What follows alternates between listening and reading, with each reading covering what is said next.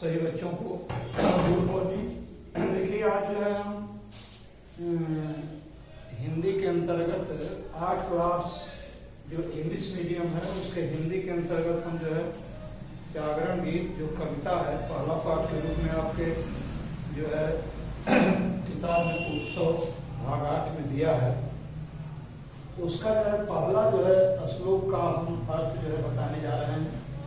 उसमें कुछ बताए थे, कुछ रह गया था। आज पूरा जो है आप लोगों का क्लास चलेगा जब तक ये पाठ समाप्त नहीं हो जाएगा। तो आप सभी जो है इसको ध्यान से सुने और जो है समझें। लिखा क्या है ना? तो देखिए जो है मैं उस दिन जो है आप लोगों को बता रहा था कि सोहनलाल द्विवेदी जी के द्वारा विरचित जागरण गीत, जैसा कि मैंने आपको बोर्ड पर लिख भी दिया है 8 क्लास इंग्लिश मीडियम, और उत्सव जो है पाठ्य पुस्तक जो हमारे विद्यालय में चल रही है डॉक्टर सुनील शर्मा जी के द्वारा जो है रिटन किया गया है। तो इस कविता में एक जन जागृति जो है बताई गई है कि जन जागृति जो है लोगों को ये दर्शाता है कि निश्चित तौर पर हमारे देश में गुलामी की जो इतनी लंबी जो श्रृंखला चली उसके पीछे हम कहीं न कहीं से निश्चित तौर पर हम सोए हुए थे और जागने की जरूर थी। परंतु खैर कोई बात नहीं, देर आए दुरुस्त आए की जो कहावत है उसको हम लोग जो है अपना करके इसको समझ सकते हैं। तो सबसे पहले मैं ये बताया था कि यदि किसी चीज को यदि कोई व्यक्ति यदि उसको सस्वर जो है उस कविता का निर्माण किया हो और उस ढंग से हम उसका जो है गेय रूप में यदि न पढ़ें तो आप लोगों को ऐसा लगेगा कि इसमें कोई सुंदरता नहीं है। तो पहले आप आइए इसको सुनिए। अब न गहरी नींद में तुम सो सकोगे, गीत गाकर मैं जगाने आ रहा हूँ, अतल अस्ताचल तुम्हें जाने न दूंगा, अरुण उदयाचल सजाने आ रहा हूँ। देखिए जो है इसमें जो है कवि जो है एक जन जागृति के रूप में कह रहा है कि मैं गीत गाकर आपको जगाऊंगा। चूंकि जगाने के कई तरीके हैं। यदि किसी व्यक्ति को, सोए हुए व्यक्ति को यदि हम उसे डांट कर डपट कर जगाते हैं तो वो निश्चित तौर पर ये समझ लेता है कि हमारा सुबह सुबह जो हमारा जो मुहूर्त है, जो यात्रा है, वो लगभग लगता है कि फीका हो जाता है। और गीत गाकर मनोहर ढंग से उन्हें जगाने में एक जो मिठास की एहसास उनके श्रवण तक पहुंचती है, उससे उसकी जो निद्रा जो भंग होती है तो उससे उसको कष्ट नहीं होता, बल्कि उसको जो है आत्मिक आनंद की अनुभूति जो है होती है। तो इसीलिए जो है कह रहे हैं अतल अस्ताचल तुम्हें जाने नहीं दूंगा। अतल का अर्थ होता है आधारहीन, तलहीन, आधारहीन, यानी जिसका कोई ठौर ठिकाना नहीं हो। अस्ताचल जैसा कि मैं उस दिन बता दिया था, डूबते हुए जो सूर्य हैं जो पहाड़ के पीछे डूब जाते हैं पश्चिम दिशा में, उसी को जो है अस्ताचल कहते हैं। और अरुण उदयाचल सजाने आ रहा हूँ, यानी बिल्कुल जो है नई जोश, नई उमंग। चूंकि हम आप जानते हैं, आप भी जानते हैं कि प्रातः प्रातः जब व्यक्ति जो है जगता है तो जगने के बाद एक नए उमंग, नए जोश और नई साधना उसको जो है अनुभूति होती है और उसके द्वारा जो है वह अपने कार्यों में जो है संलग्न हो जाता है। तल्लीनता पूर्वक अपने कार्यों में ढंग से करने से उस कार्य में अधिक कार्य होने की संभावना होती है और उसमें उसको सफलता भी मिल जाती है। तो इसलिए कह रहे हैं कि अरुण उदयाचल। जैसा कि एक चीज और आप लोगों को बता दें कि उगते हुए सूर्य को सभी लोग लगभग प्रणाम करते हैं जो हिंदू परंपरा के हैं, लेकिन डूबते हुए सूर्य को बड़े कम लोग नमन करते हैं। तो कहने का भाव है कि सभी लोग विकास की ओर अच्छे लोग या बुद्धिजीवी लोग को सभी सराहना करते हैं। तो अरुण उदयाचल सजाने आ रहा हूँ, यानी आपके लिए मैं माहौल बनाने जा रहा हूँ जिस माहौल से आप सुख का अनुभव करेंगे और अपने काम को प्रेम पूर्वक जो है कर डालेंगे। तो सोहनलाल द्विवेदी जी का प्रथम जो कविता है उसमें यही जो है दिया गया है। उसके बाद जो है दूसरा है, कल्पना में आज तक उड़ते रहे तुम, साधना से सिहर कर मुड़ते रहे तुम, अब तुम्हें आकाश में उड़ने न दूंगा, आज धरती पर बसाने आ रहा हूं। देखिए द्वितीय जो पद हैं उसमें हमारे सोहनलाल जी का कथन है कि व्यक्ति कपोल कल्पना करता है, दीवा स्वप्न भी देखता है, परंतु क्या मात्र स्वप्न देख लेने से ही हमारे कर्म सिद्ध हो जाएंगे? क्या आप स्वर्ग की आकांक्षा करें, आप सुख की आकांक्षा करें और उसके लिए आप अगर प्रयास न करें तो केवल मन में कोई भावना आ जाने से, विचार आ जाने से या मन में बहुत बड़ी बड़ी बातें कर लेने से क्या आप वैसा हो सकते हैं? इसलिए इसमें जो है कह रहे हैं कि आज तक आपने जो कल्पना किया, जो एक सपना देखा, उस सपना को साकार करने हेतु जब तक यदि आप उससे जो है आप सीख नहीं लेंगे, अपने कर्म के प्रति दृढ़ नहीं होंगे, तब तक ऐसा करने से कोई लाभ नहीं मिलने वाला है। साधना से सिहर कर मुड़ते रहे तुम। देखिए साधना क्या है? साधना जो है वह एक यातना है, एक कष्ट है, एक नियम है, एक योग है, एक तपस्या है। और यदि उसको आप जो है चूंकि हम जानते हैं कि मानव का एक नेचर होता है कि वह मेहनत करने से अपने जी को चुराना चाहता है, अपने साधना से जो है वह बिल्कुल पहले ही भयभीत हो जाता है। ऐसा संभव नहीं, परंतु ध्यान दे, असंभव कार्य को संभव ही तो मानव ने ही तो किया है ना। जैसे माउंट एवरेस्ट की चोटी पर मानव सबसे पहले जाकर अपना जो है परचम लहरा कर दिखा दिया, चंद्रमा पर जाकर, मंगल पर जाकर, यानी बहुत ऐसे ऐसे कार्य किए हैं जो असंभव हैं और मानव के सिवा दूसरे से संभव भी नहीं है। ऐसे कार्यों को जो है मानव ने किया है। इसलिए हमें जो है किसी कड़े काम को देखकर या किसी भी जो है साधना को देखकर या उस तपस्या को देखकर ऐसा नहीं कि उससे भाग जाए या तो कायरता हो जाएगी ना। क्योंकि जीवन में हमें सुख और दुख दोनों को जो है बारी बारी से हमारे आंखों के सामने प्रत्यक्ष होना ही होना है। हमें सुख और दुख दोनों में बिल्कुल सम भाव में होकर के और उस कार्य को निश्चित तौर पर अबाध गति से लगे रहना है।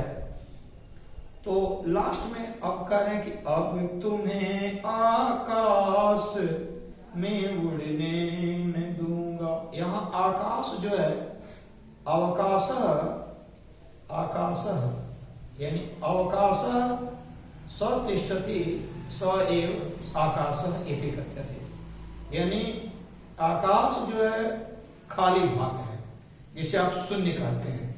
शून्य भाग और खाली भाग जो है वही आकाश कहलाता है। तो आकाश में उड़ने का मतलब यहाँ हो गया बहुत ऊंचे केवल अरमान रखना, केवल ऊंचा जो है एक तरह से सपना रखना।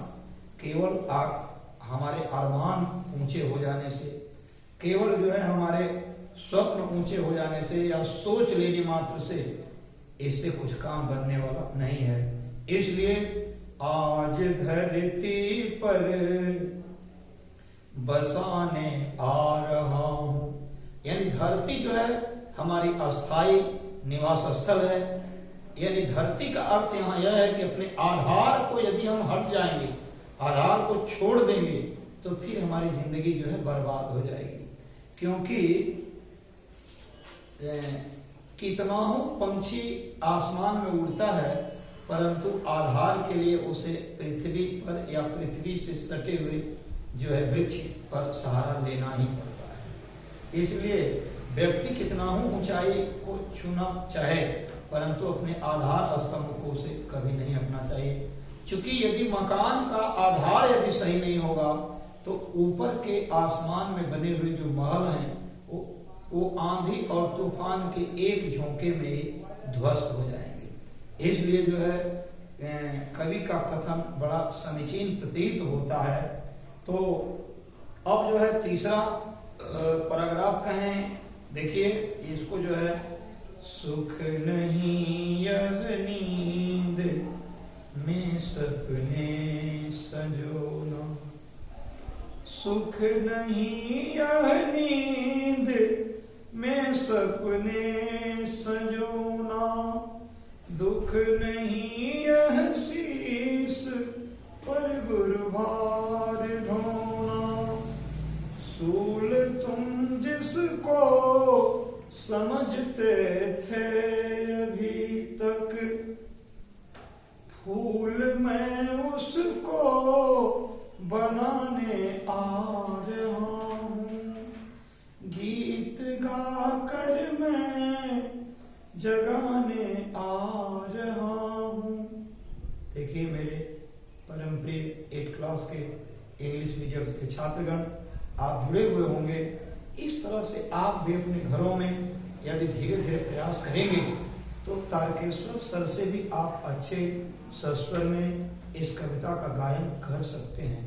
केवल आप, चूंकि आपकी आवाज और भी मधुर होगी, यदि बच्चियां हैं तो उनकी जो आवाज हो तो और सुरीली होगी, तो अपने स्वर से वो चाहें तो इस कविता में और जो है रस भर सकती हैं।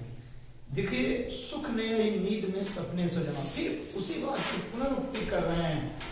कह रहे हैं कि केवल नींद में केवल सपना मात्र देखने से सुख जो है नहीं प्राप्त हो जाता, और कह रहे हैं कि दुख नहीं है शीश पर गुरुभार ढोना।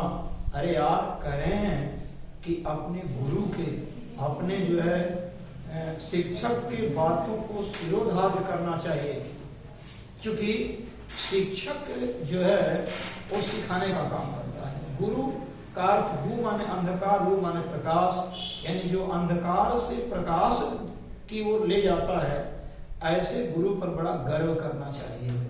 और लगभग हमको लग रहा है कि 98% गुरु ऐसे ही मिलते हैं, परंतु 1-2% गुरु भी जो ऐसे हैं जो कलंक की अपनी कालिमा से पूरे शिक्षा जगत को जो है कलंकित कर दिए हैं। तो मैं ऐसे लोगों को नहीं कह रहा, हालांकि उन्हें गुरु भी कहने में दोष लगेगा, इसलिए उनको गुरु नहीं कर सकते। तो आप चूंकि गुरु के द्वारा उनके आज्ञा और आदेश का पालन करना और उनके माने आदेश को शिरोधार्य करना, कष्ट सहकर भी, ये एक बड़े गौरव की बात है। इसलिए चूंकि गुरु जो होता है, गुरुर ब्रह्मा गुरुर विष्णु गुरुर्देवो महेश्वरा, गुरु साक्षात परम ब्रह्मा तस्मै श्री गुरुवे नमः। अरे यार, गुरु जो है स्वयं जो है ब्रह्मा है, गुरु विष्णु है, गुरु शंकर है। गुरु में जो है त्रिगुणात्मक शक्ति है, सत रज और तम, तीनों से वो बिल्कुल युक्त होकर के आपको बताने का जो है कार्य करता है। इसलिए ऐसे गुरु तो बड़े आदरणीय होते हैं। सहज भाव से इनकी पूजा करके भी यदि किसी लड़का को ऐसे महान गुरु मिल जाए तो उसका अहोभाग्य है। क्योंकि आप सुने होंगे कि गुरु गोविंद दो खड़े, काको लागू पान। गुरु की बलिहारी करो, जिन गोविंद दियो बता। यानी गोविंद यानी ईश्वर को बताने का काम भी हमारे परम आदरणीय गुरुवर के द्वारा ही संभव है। इसलिए ऐसे महान गुरु के चरण रज, कमलवत चरण रज की धूली यदि हम मस्तक पे लगा लें तो हम धन्य हो जाते हैं। इसलिए अपने गुरु के आदेश का पालन करना ये बड़े गौरव की बात है। सूल तुम जिसको समझते थे अभी तक। सूल का यहाँ अर्थ दुख, दर्द यानी कांटा से लिया गया है। सूल माने कांटा होता है, और यहाँ कांटा जो है चुभता है तो दर्द पैदा करता है। इसलिए यहाँ सूल जो है वो दुख का प्रतीक है, दर्द का प्रतीक है, आपके जो है कष्ट का प्रतीक है। इसलिए सूल तुम जिसको समझते थे अभी तक आप जिसे कष्ट कारक समझते थे, फूल मैं उसको बनाने आ रहा हूं। देखिए, आप जैसा कि जानते हैं, जब छात्र शुरू में वर्ण क्रम पढ़ने के लिए आता है तो उस समय उसको वर्णों को याद करना और स्मरण करना लगता है कि उसके ऊपर उसके सर पर एकाध दो कुंटल बोझ की तरह ऐसा लगता है। परंतु धीरे धीरे वह जब इस चीज को पढ़ने लगता है, धीरे धीरे जानने लगता है, तो उसको जो है उससे सुख की अनुभूति होने लगती है, और वह उसका जो सूल है वो फूल की ओर परिणत होने लगता है। तो इसी तरह से कोई भी कार्य जब हम प्रारंभ नहीं करते हैं और उससे हम डर जाते हैं, जैसे एक जो है दोहा आप सुने, खुद समझ जाएंगे कि जिन ढूंढा तिन पाइया, गहरे पानी पैठ, मैं अभागिन डर गई कि रही किनारे बैठ। यानी जो डर गया सो मर गया। हमें निश्चित तौर पर किसी भी चीज से डरना नहीं चाहिए। हाँ, आत्म संयम के साथ सत्यता के आधार पर धार्मिक मत से जो उचित हो उसके अनुसार हमें अपने कार्य को करना चाहिए। इसलिए आगे जो है फिर इसके बाद देखिए, देख कर मझधार को घबरा न जाना, हाथ ले पतवार को घबरा न जाना, मैं किनारे पर तुम्हें थकने न दूंगा, पार मैं तुमको लगाने आ रहा हूँ, गीत गाकर मैं जगाने आ रहा हूँ। देखिए, मझधार, जैसा कि मैं बता दूं, मझधार कहते हैं जैसे नदी है। नदी आप देखे होंगे, नदी के दोनों तट होते हैं, क्योंकि नदी जब भी होगी तो दो तट होगी। चाहे वो नदी पूरब से पश्चिम की ओर बह रही हो तो उसका तट उत्तर से दक्षिण की ओर होगा। यदि नदी जो है उत्तर से दक्षिण की ओर प्रवाहित हो रही है तो उसका तट जो है पूरब से पश्चिम की ओर होगा। जैसे वाराणसी में आप गए होंगे तो देखो हमको जो है वो पूर्वाभिमुख पूरब से पश्चिम की ओर जो है उसकी नदी की धारा है, और उसी तरह से उसके तट भी हैं। तो मझधार कहते हैं जो बड़ी नदी होती है उसके बीच में जो बीच की जो धारा है उसको मझधार कहते हैं। इसी को लोग जो गाता है, बिरहा वर्ग जब गाता है कि मझधार पड़ी नैया पार लगा दो माँ, ऐसा लोग कहता है। मझधार मतलब धारा के बीचों बीच। वहां जाने के बाद थोड़ा सा डर हो जाता है कि हम तो जो है गहरे जल में आ चुके हैं बीचों बीच। तो देख कर मझधार को घबरा न जाना। यदि आपके पास हौसले बुलंद हैं तो आप ये बताइए कि आप जो है समुद्र में भी मानव अपने ज्ञान, विवेक और बुद्धिमत्ता के और अपने आत्मिक शक्ति के कारण वह जो है समुद्र में भी अटखेलियां खेल रहा है। समुद्र में भी आनंद का अनुभव कर रहा है। इसलिए देख कर मझधार को घबरा न जाना, हमें कहीं भी कठिनाई हो या संशय की स्थिति उसमें घबराने की जरूरत नहीं है, क्योंकि हाथ ले पतवार को घबरा न जाना। पतवार कहते हैं जो खेवनहार होता है, जिसे आप लोग नाविक कहते हैं, खेवट कहते हैं। तो हाथ ले पतवार को घबरा न जाना, मैं किनारे पर तुम्हें थकने न दूंगा। किनारे का मतलब होता है तट, मैं किनारे पर तुम्हें थकने न दूंगा। यानी भाव यह है कि मैं आपको किनारे पर थकने न दूंगा। मतलब होता है कि यदि आप कार्य करते करते अपने नजदीक आ जाते हैं, थोड़ी सी थकान महसूस होती है। भाव है कि आप कार्य करते करते जब थोड़ा विश्राम की आवश्यकता होती है, तो कवि के कहने का अभिप्राय है कि मैं तुम्हें जो है किनारे पर आने के बाद तुम्हारे थकान को महसूस नहीं होने दूंगा। उसका कारण क्या है, कैसे थकान महसूस नहीं होगा? भाई प्रश्न खड़ा हो रहा है कि नहीं हो रहा? तो इसका उत्तर यह है कि जब हमें हमारे हौसला को अफजाई करने वाले लोग, हौसला को बुलंद करने वाले लोग यदि किनारे पर ताली बजा देते हैं, तो हमारा मेहनत बिल्कुल लगता है कि हमने मेहनत किया ही नहीं, ऐसा लगता है कि हमने कोई थकान है ही नहीं। पुनः वही ऊर्जा मिल जाती है अपने शुभचिंतकों के जो है द्वारा प्रशंसा सुनकर या उनके तारीफ को सुनकर। पार में तुमको लगाने आ रहा हूँ। देखिए, सदै हृदय के लोग जब भी आपको कष्ट में देखते हैं, तो आप अपना सहारा देकर के, चाहे सहारा तीन तरह का हो सकता है, एक जो है तन से, और दूसरा मन से, और तीसरा धन से। यानी किसी भी तरीका से जो है हम तन से जो सेवा की जाती है वो सर्वश्रेष्ठ माना जाता है। मन से हालांकि करना एक भक्ति का रस है, और धन जो है आपको एक सुख सुविधा के लिए है। तीनों का अपना अपना अलग अलग महत्व है। इसलिए अब देखिए, दो पद और बचे हैं, इसको ध्यान से सुनेंगे आप। तोड़ दो मन में कसी सब श्रृंखलाएं, तोड़ दो मन में बसी संकीर्णताएं,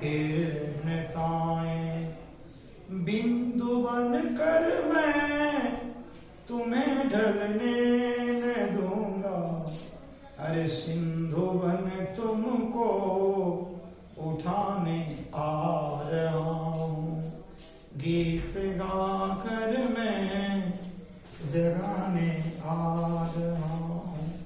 देखिए, यहाँ हमारे द्विवेदी जी का कथन है कि व्यक्ति के मन में न जाने किस तरह की जो संकीर्णताएं हैं, जिसको हम लोग ओछापन भी कर सकते हैं, उसको स्लोनेस कर सकते हैं। ओछापन मन होता है बिल्कुल छेछड़ा। तो अगर हमारे मन में, चूंकि मन में, व्यक्ति के मन में कभी अच्छे भाव आते हैं, कभी खराब भाव आते हैं, हमें अच्छे भावों को पनपने देना चाहिए, जबकि खराब भावों को बिल्कुल तिरस्कृत कर देना चाहिए, उसे हटा देना चाहिए। इसलिए तोड़ दो मन में कसी सब श्रृंखलाएं। हमारे मन में यदि दुर्विचार, दुर्भावना या किसी के प्रति कटुता, संकीर्ण बुद्धि यदि अगर घर कर रही हो, तो वह जो है हमें स्वयं बर्बाद कर देती है। इसीलिए कहा गया है कि जो तो को काटा हुए ताही बोए तू फूल, अरे वाको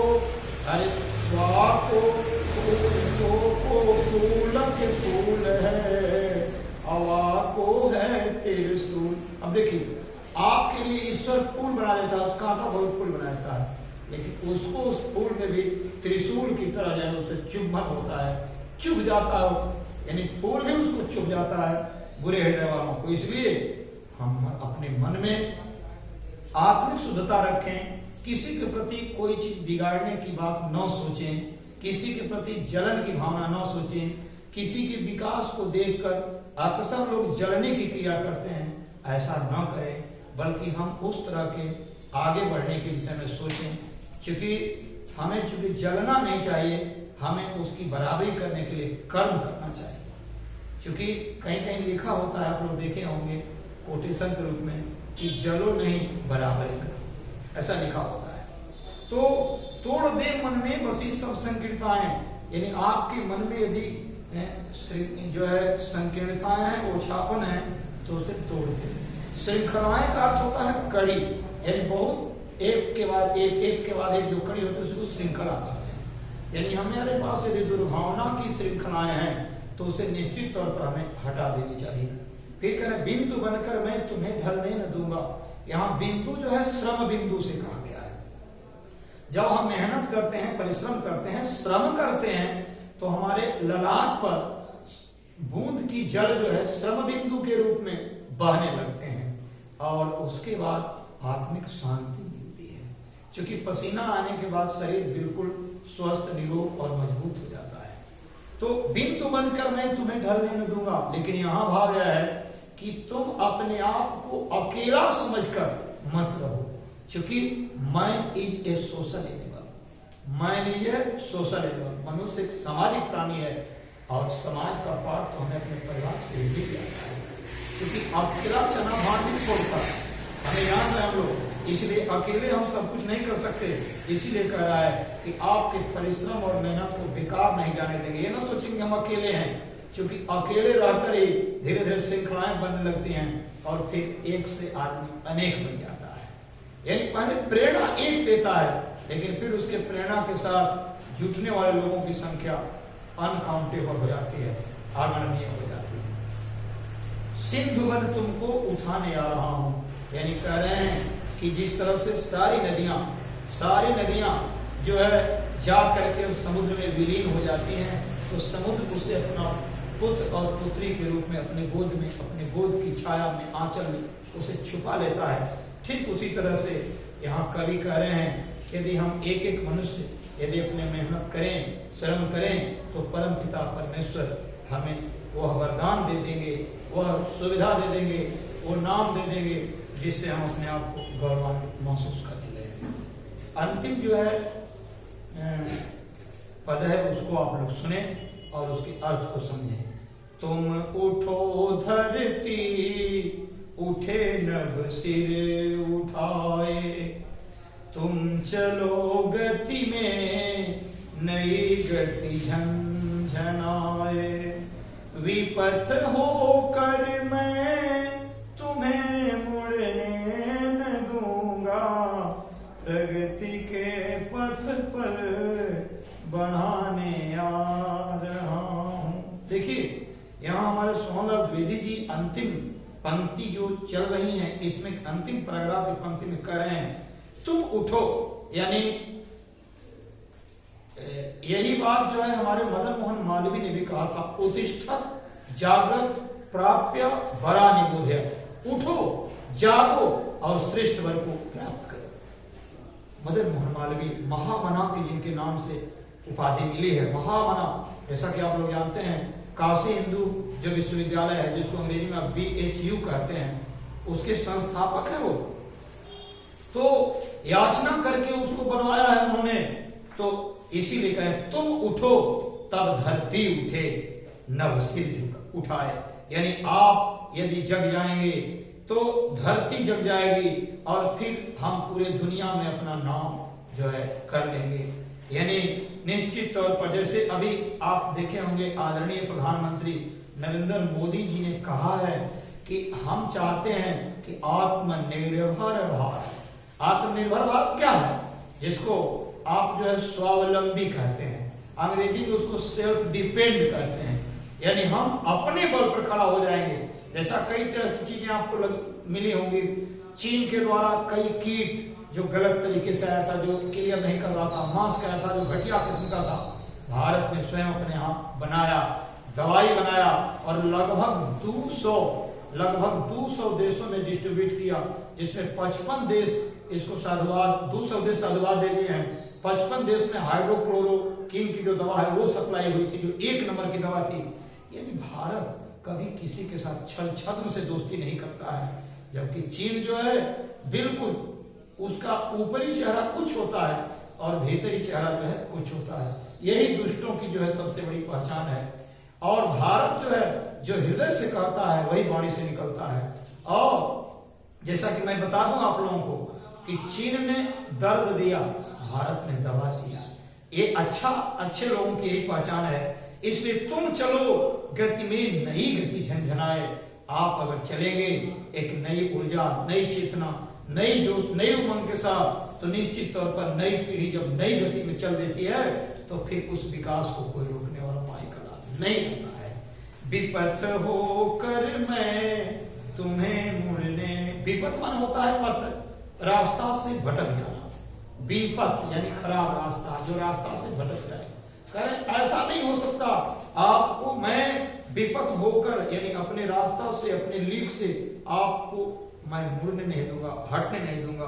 प्रगति के पथ पर बढ़ाने आपका जो विकासशीलता जो है, जो प्रगति के पथ पर अग्रसर है, सही मायने में कहा जाए तो आज नवयुवकों के द्वारा जो नई प्रेरणा हमारे देश को मिली है, नया जोश, नया उमंग मिला है, मानो सही में मानव प्रगति के पथ पर ये आसमान को छूने लगा है। हालांकि अभी और भी प्रगति की बहुत आवश्यकता है और निश्चित तौर पर हमारे देश के नवयुवक, युवा पीढ़ी जो है इसको साकार कर सकती है।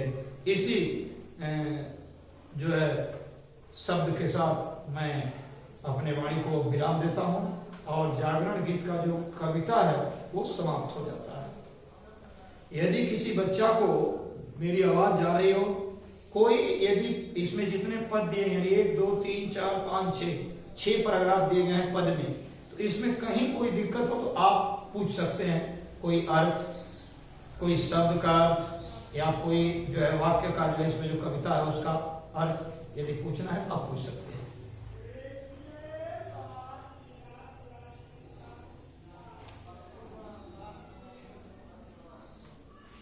ठीक है, बहुत बहुत धन्यवाद आप लोगों को। अगर कोई असुविधा हो तो आप लोग पूछ सकते हैं, क्योंकि मैं अभी यहाँ मौजूद हूँ आप लोगों के लिए। भाई कोई दिक्कत हो तो आप लोगों को जो है बताया जाए। तो अब नहीं है इसका मतलब ठीक है। इसमें जो है जो प्रश्न दिए हैं जो मौखिक हैं, इसमें 2 तरह का, देखिए ये नई बुक जो मिली है इसमें कई बातें इसमें आ जाती हैं। जैसे प्रश्न में देखिए अभ्यास में दे दिया है, मौखिक दे दिया है जो मुख से बोलना है, फिर लिखित दे दिया है जो लिखना है आपको कापी पर, फिर जो है इसमें जो है बहुविकल्पीय प्रश्न जिसको आप ऑब्जेक्टिव प्रश्न कहते हैं ऐसा भी दे दिया है, फिर पद्यांश दे दिया है जिसका हिंदी अर्थ लिखने के लिए, और इसमें जो है ग्रामर भी दे दिया है, जो भाषा की बात, जो लैंग्वेज लिटरेसी जो है, लैंग्वेज लिटरेसी जो है ये आपको पढ़ना है, जो बहुविकल्पी भी है। जैसे अलंकार के विषय में दे दिया है, इसमें विलोम शब्द दे दिया है। ये सारी चीजें लगभग आपको यानी ग्रामर के साथ लेते हुए और साहित्य की जो है विधा है उससे अवगत कराते हुए, यानी पूरे छात्र को हर तरह से उसको ज्ञान को भरने की प्रेरणा जो दी गई इस बुक में। यह बुक मेरे ख्याल से सर्वोत्कृष्ट बुकों में से एक है और आप इसको पढ़कर निश्चित तौर पर अपने ज्ञान का सम्यक जो है वर्धन कर सकते हैं। तो ठीक है, इस तरह से अब आज इतना ही, फिर दूसरे दिन जो है दूसरी बातें होंगी। बहुत बहुत आप सबको धन्यवाद।